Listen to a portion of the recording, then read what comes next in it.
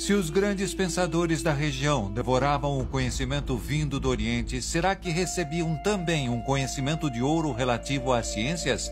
Já existiam estudiosos renomados da matemática e astronomia? Quando falamos de matemática árabe, o primeiro matemático que citamos é Al-Khwarizmi. Foi um matemático dos séculos 8 e 9.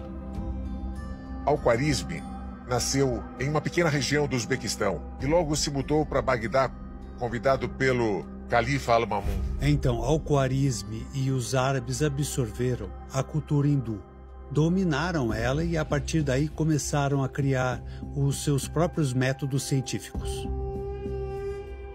A contribuição de Al-Khwarizmi foi trazer os números indianos para a civilização muçulmana. Os árabes, quando chegam ao país que nomeariam de Al-Andalus, se deparam com uma matemática muito rudimentar, uma matemática feita com números romanos. Com números romanos, nós podemos contar, somar, dividir um pouco e nada de multiplicar. Os numerais indo-arábicos foram essenciais no desenvolvimento da ciência e da tecnologia porque facilitam qualquer cálculo matemático. Se os numerais arábicos facilitaram os processos matemáticos, como usavam os números romanos? Como operavam aquelas cifras em forma de letra? Na atualidade, como seria a nossa vida se não tivessem os algarismos arábicos? É claro que, para números relativamente pequenos, a diferença não seria muita. Mas, para efeitos mais práticos, vamos pensar, por exemplo, em um cartão de crédito, que são 16 números em 4 grupos de 4. E imaginem se tivéssemos que usá-los em números romanos. Ocuparia muito mais espaço, com certeza, e as contas seriam muito mais difíceis.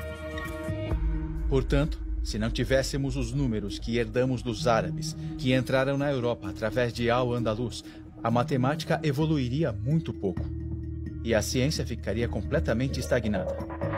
Além do sistema decimal originário da Índia, os muçulmanos trouxeram outros elementos matemáticos que foram decisivos para a evolução das ciências exatas. Al-Khwarizmi trouxe os números e, sobretudo, os números posicionais. Isto é, o 1 ou 2 não são iguais. Existe o primeiro, o segundo, o terceiro em ordem e depois a grande revolução que significou o zero. O zero aparece no século 8 na Índia.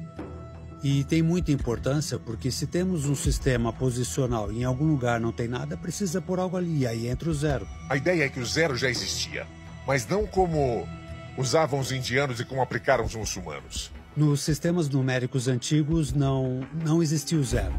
Por exemplo, nos números romanos não tem um zero. Existe uma história de que o cristianismo não aceitava. Dizia que o zero é nada e nada é a ausência de Deus, e isso podia ser um sacrilégio. Com o zero e com os números posicionais, podemos criar grandes quantidades e podemos, sobretudo, calcular sobre elas. Essas foram as grandes revoluções que Al-Khwarizmi trouxe: o número posicional e o zero. Atualmente, nós assimilamos este conceito abstrato chamado zero, que chegou ao Ocidente através da obra de Al-Khwarizmi. Este matemático muçulmano também se interessou por uma área complexa da matemática. A álgebra de Al-Khwarizmi, que é sua obra mais importante e mais completa que temos, propõe um aprofundamento da geometria grega e a possibilidade de pôr em forma de equação problemas geométricos, o qual facilita a solução numérica. Portanto, podemos dizer que a álgebra é a arte de resolver equações. Podemos dizer, inclusive, que uma equação é um quebra-cabeça de números multiplicados e organizados, que conhecemos todos menos um. Antigamente, em álgebra, você tinha que fazer várias operações para um mesmo problema. Agora, com uma fórmula é muito fácil. A gente resolve rapidamente.